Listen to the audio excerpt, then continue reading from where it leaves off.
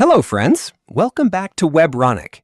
In this video, we're going to write a simple C program that finds the sum of all even numbers from 1 up to a number that the user gives us.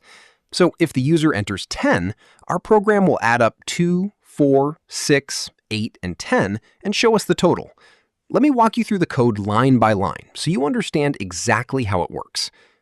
All right, at the very top, we have #include stdio.h. This is the standard input-output library, and we need it because we're using printf to display things on the screen and scanf to take input from the user. Without this line, those two functions simply won't work.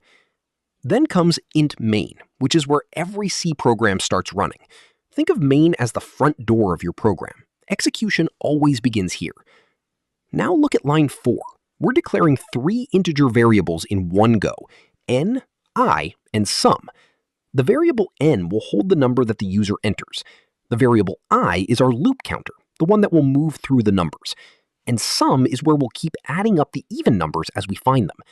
Notice that sum is set to 0 right away.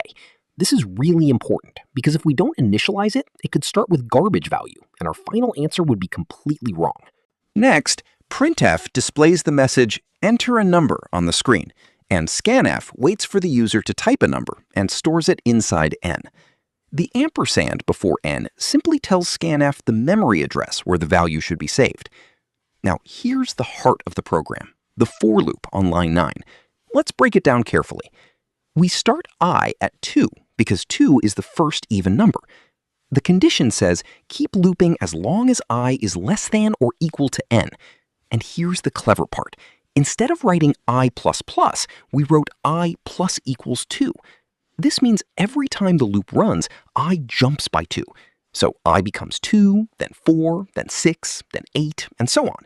We're literally skipping over all the odd numbers, which makes the program faster and cleaner. Inside the loop, sum plus equals I adds the current value of I to sum. So if sum was 0 and I is 2, sum becomes 2. Next round, I is 4, so sum becomes 6, then 12, then 20, and it keeps building up.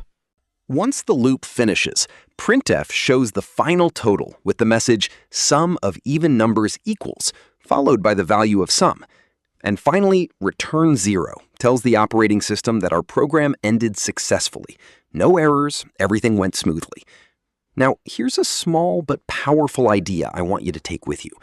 The trick of starting at 2 and jumping by 2 isn't just a C thing. You can use the exact same logic in Python, Java, JavaScript, or any language you like. The syntax changes, but the thinking stays the same. That's how you become a real programmer, by understanding the logic, not just memorizing the code. All right, now let's run this program and see what the output actually looks like. And here's the output. The program asked us to enter a number, and we typed 89. Then it instantly gave us the answer. Sum of even numbers equals 1980. So what just happened behind the scenes? The loop started at 2, then went to 4, 6, 8, all the way up. Now, since 89 is an odd number, the loop stopped at 88, because 88 is the last even number that's less than or equal to 89. The program added all those even numbers together. 2 plus 4 plus 6, all the way to 88, and the final total came out to 1980. Pretty cool, right? In just a few lines of code, we made the computer do work that would take us minutes to do by hand. And the best part is, no matter what number you enter, 50, 200, even 10,000, the program will give you the answer in a fraction of a second. This is the real beauty of loops. You write the logic once, and the computer does the heavy lifting for you every single time. All right, that's it for this one. If you found this helpful, hit that like button. Subscribe to Webronaq for more beginner-friendly C programming tutorials, and I'll see you in the next video.